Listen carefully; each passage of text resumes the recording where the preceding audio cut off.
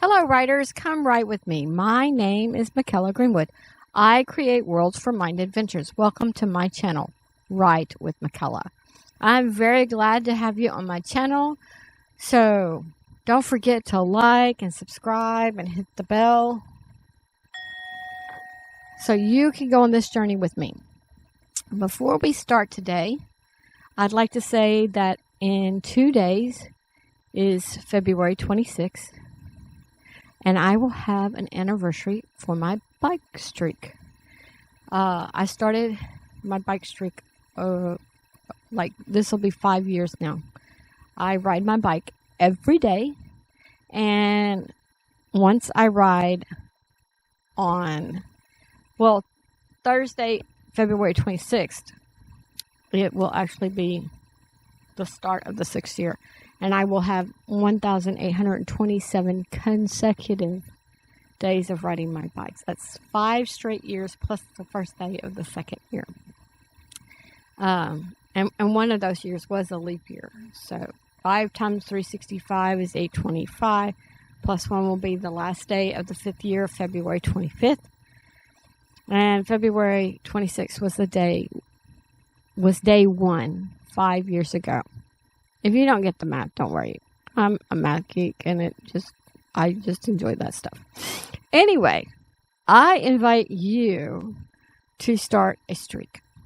You could ride your bike, you could walk around your block, you could do stairs every day, you could jump rope, or any other thing. So leave a comment on what streak you will start on Thursday. Now, today we're going to discuss a few terms or ideas. Our first term is diametrically. Diametrically with reference to opposition, means completely or directly. Some synonyms are like direct, means like directly across, directly opposed. Some synonyms are directly, absolutely, completely, utterly.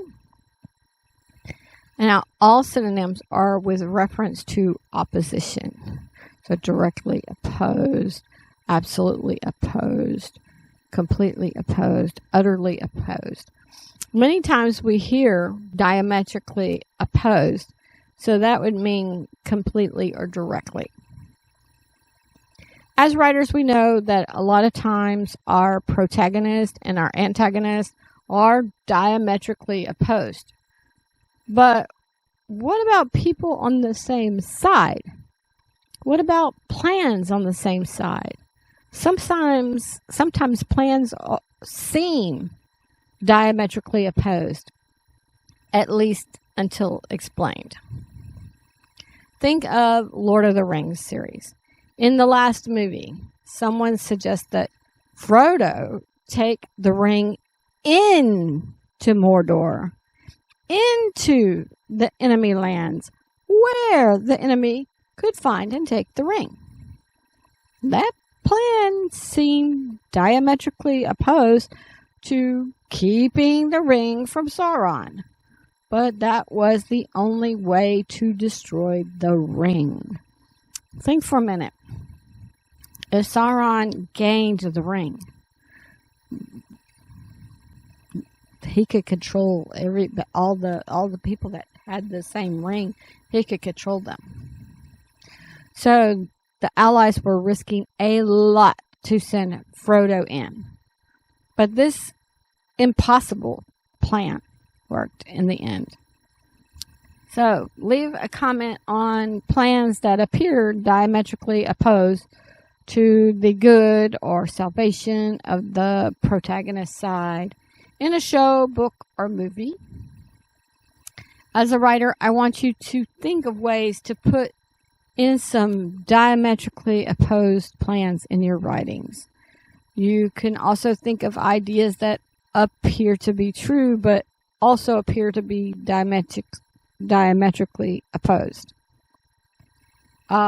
When I wrote this, I was watching the Au Pair Affair trial. The lawyer you know was doing that, and also Emily D. Baker was doing that. And the things the nanny did are offensive in the least. Just offensive. Yet her narrative may be true.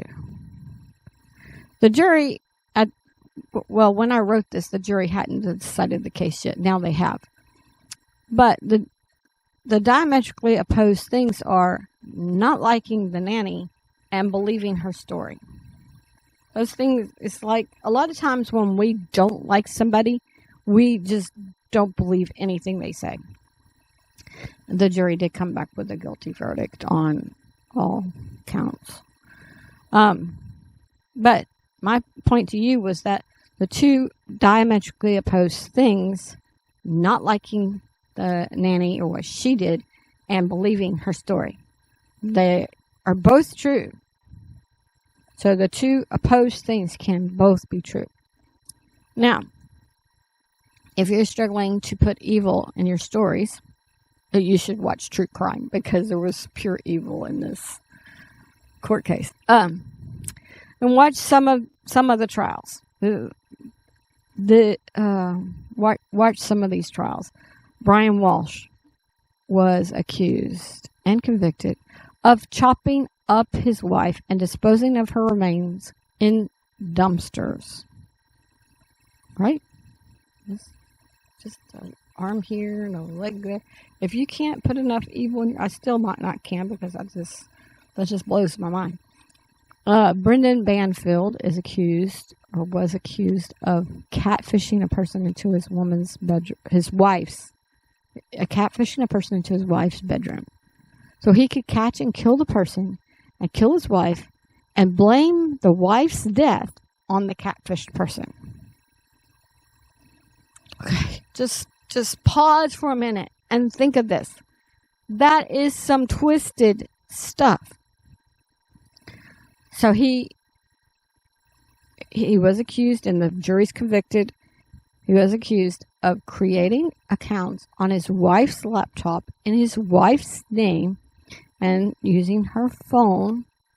And she was kind of like, I think of my in-laws, my brother's brother, and they come home and they set their phones on. They have a washroom, and they have like a little counter, like a sink area counter thing. And they come home and they set their phones right beside their washer and dryer. And they walk into their house. And when they go out to go to the garage, they go through that washroom, they pick up their phone and they go. This was kind of how she was described. The wife was described. She comes home with her backpack. She sets it by the door. She goes on about her business and, does whatever she wants to do. She doesn't really look at her phone and her laptop. This is how the nanny said it. And the nanny said that they got her laptop out of her bag and her phone, and they created these accounts, and they started looking for somebody to come and bring a knife. And so the person that was coming, bringing a knife, thought it was just role play, and that he was just going to brandish the knife or something. But that's what we got from him. The catfish person was Joe, and his mother did an interview. And so he did a lot of role play things in his life. But Brandon goes into the bedroom and finds the wife and kills. According to the nanny, he shot Joe, and then he took Joe's knife and stabbed his wife. And the jury convicted him. But if you think of how twisted this is, because he changed his behaviors, and he was out of the house when Joe came, and he was at McDonald's, so he's on the McDonald's thing, and you think of all the twists and turns of that plan or that plot. It's... Ugh. But as writers, we can't just see things from the hero's perspective, right? And I don't think there's a hero in that story. There's victims, but not really heroes. The jury. We could say the jury were heroes in that story because they had to plod through all this and find him guilty to get some justice. So, but we can't see the hero's perspective as, not that we can't see it, but we can't only see the hero's perspective as writers. We have to see things that may be diametrically opposed to how we think normal life should go. We cannot make things too easy for our protagonists. We want our readers at the edge of their seat cheering for our protagonists. And if you need to put some evil in there and you can't do it, watch these trials. Pretty soon, Emily D. Baker will be going over the Corey Richins case. And Corey Richins, supposedly, she's allegedly, because she's not convicted yet, allegedly put fentanyl in her husband's food or drink or something. So, if you can't think evil, go watch these trials with Emily D. Baker or the lawyer you know, Peter Tragos, and get some ideas from the real criminals. Now, going back to Lord of the Rings. How much did we cheer for Sam when he put Frodo over his shoulder and continued on when Frodo couldn't continue? We were rooting for Frodo, for Sam, and for the allies.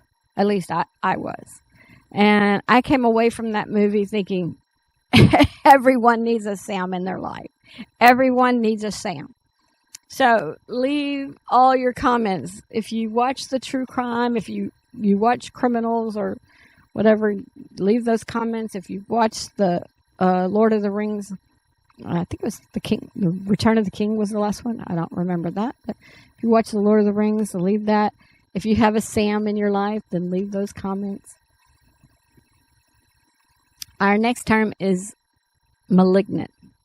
Malignant means malevolent or of a disease. It means very virulent or infectious. So I didn't read that correctly with the comma in the right place. Let me read that next. Let me read it again. Malignant means malevolent or of a disease. It means very virulent or infectious. In Season 1, Episode 3, we discussed different types of antagonists. And one was a malevolent villain. And in Season 3.2, Episode 5, we discussed the term malevolent. So, why am I defining malignant here today? First, malignant refers to something harmful or injurious, and it is often used in medical context, while malevolent describes a person or an action that wishes harm or evil upon others. Malignant as an adjective is used in medical context to describe tumors or conditions that are harmful, potentially life-threatening, or cancerous. However, it can also refer to something that is very harmful or evil in a broader sense. A tumor doesn't wish harm, but it harms. An environment could be malignant, like acid rain or poisonous air.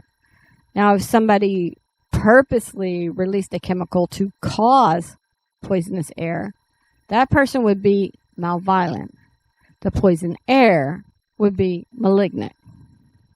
So I'm splitting hairs, and I hope you can see the split. But in this way, I think we can expand this term to a toxic work environment. We could call that malignant. The people may not wish harm, but their negative behaviors and attitudes cause harm and create a malignant environment. Leave a comment on how you would expand this word for purposes of writing on your stories. Our next term is an Anonymity. Anonymity describes situations in which the acting person's identity is unknown. Anonymity, it may be created unintentionally through the loss of identifying information, due to the passage of time or a destructive event, or intentionally if a person chooses to withhold their identity. As writers, we can come up with various situations in which a person might choose to remain anonymous. In real life, acts of charity are often anonymous when benefactors do not wish to be acknowledged. Also, in real life, a person who witnesses a crime might report if the cops give anonymity to him or her. If they're going to say, oh, Charles came to us, and Charles told us blah, blah, blah, blah, blah. Charles might be in danger. We can't do that to Charles. So the cops will say, come in, we won't say your name. So they say, we had a source. Okay. The same is true for sources for reporters. The person, anonymity gives information to the reporter. In these two cases, a person is looking for safety or liberty or privacy or some other. Even the benefactor is looking more for privacy. Now, that's all good. But as writers, we must also think of criminals. Most criminals proceed with their crimes with a certain amount of anonymity, at least until captured by the cops or on videos or till the cop processes all the evidence. Now, I just read, let me see if I can get the book. I just read Still Life by Louise Penny. Okay. It is a murder mystery. And the writer did a good job of giving anonymity to the murderer until just before the cops learned. I thought, oh, maybe it was this person. Then I thought, well, maybe it was that person. And even, no, it can't be that person. So I didn't have a clue. If you like murder mysteries, I recommend this book. Louise Penny is a Canadian writer, or at least the story takes place in Canada. So a few words here and there are in French, but the French won't take away from the story. It's like monsieur, bonjour, or, little phrases that we mostly know. Maybe there's some that you wouldn't know, like café à lot or something like that. But you could figure it out. You can figure it out. There's not that much French, and the French is also in like italics or something when they speak in French. The majority of the story is in English, and the French won't take away from the story if you don't understand the French. But it kind of gives you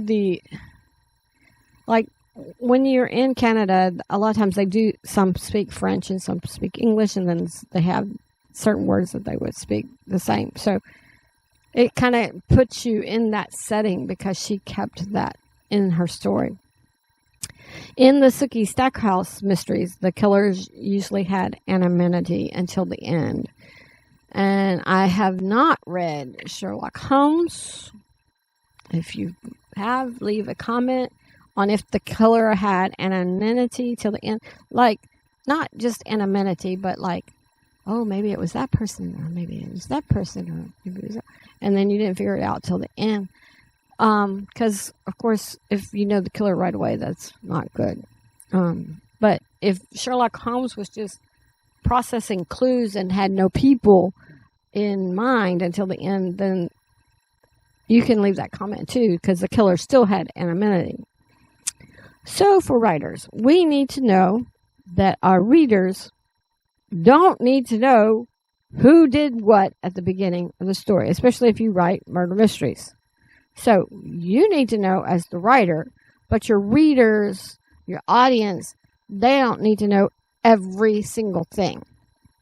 you can kind of drip that information out or kind of find clues that might point to this person, find clues. In this book, I don't want to give too much away, but in this book, they even had a person confess they didn't do it.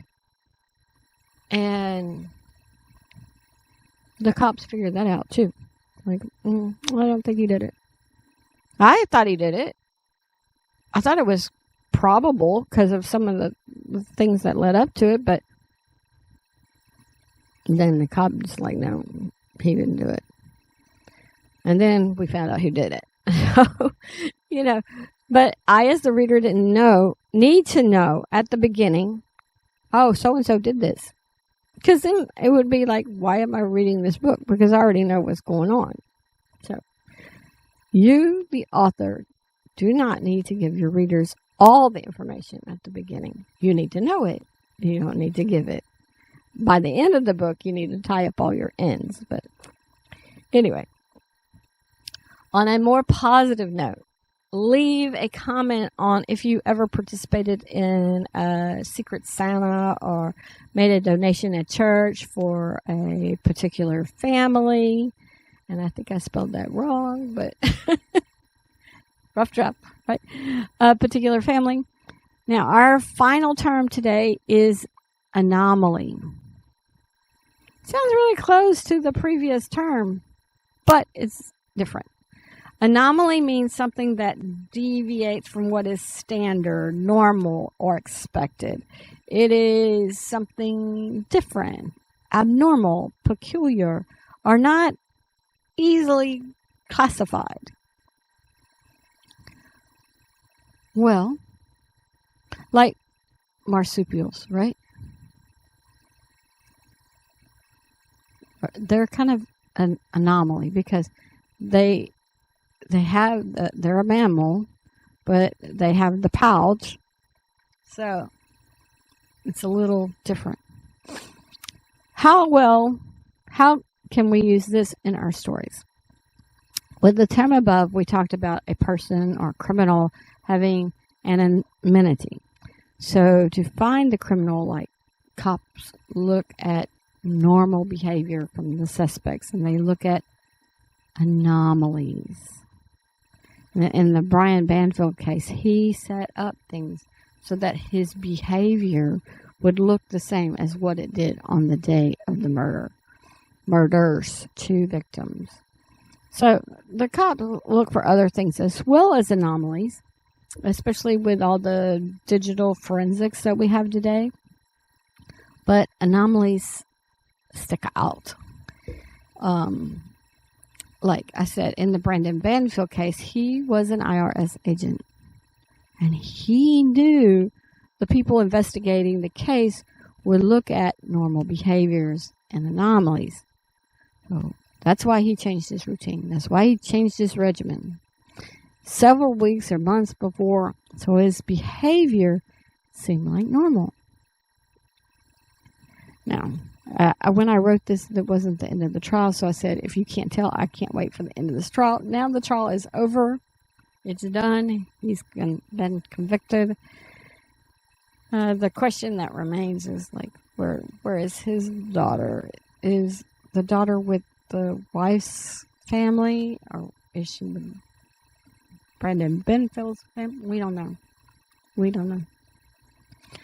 Anyway, leave a comment on real life anomaly. Maybe your teenager usually does something every day, but you notice different behavior and learned he or she gained a new friend or a boyfriend or a girlfriend, or you learned they failed a test and they didn't want to talk to you.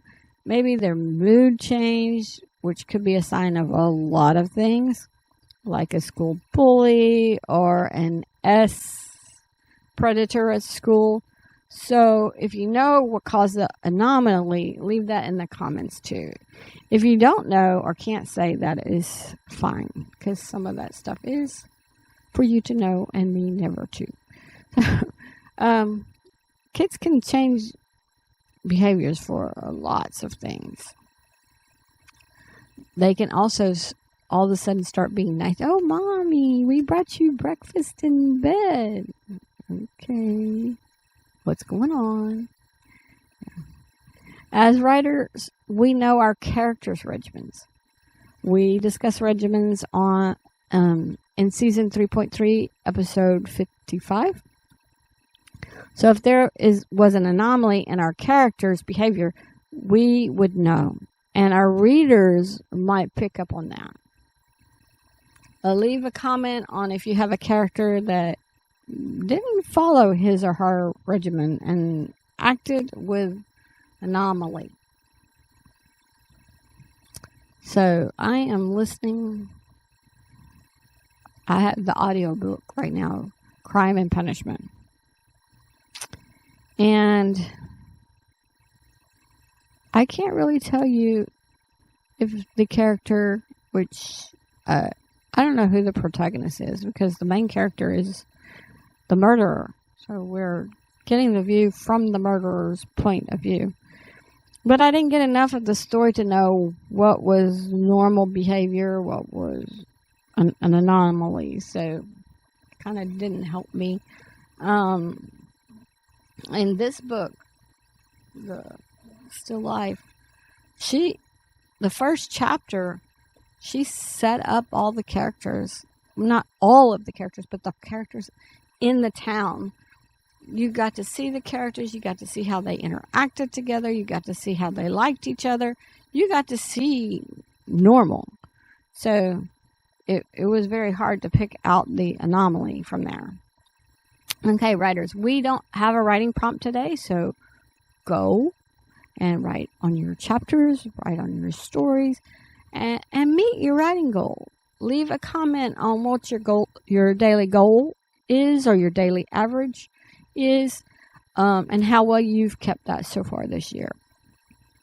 My goal every year is 500 words a day, an average, because I don't have time to write every day. I'm writing this. I wrote this on January 26, 2026. And so far this year, my average is a little over 1,300 words per day. I'm meeting my goal. I actually shot over the goal when I put in close to 15,000 in 2 days on the story I plan to read on the channel next. So like I had like a Friday, Saturday, or a Saturday, Sunday or something. I was like over 7,000 words. And then the next day was over like 7,800 and 7,000 or so. When you added it up, it was over 15,000 words in 2 days. So, and I plan to read that story next for the channel. Those 2 days helped my average. So if you're not meeting your goal, don't give up.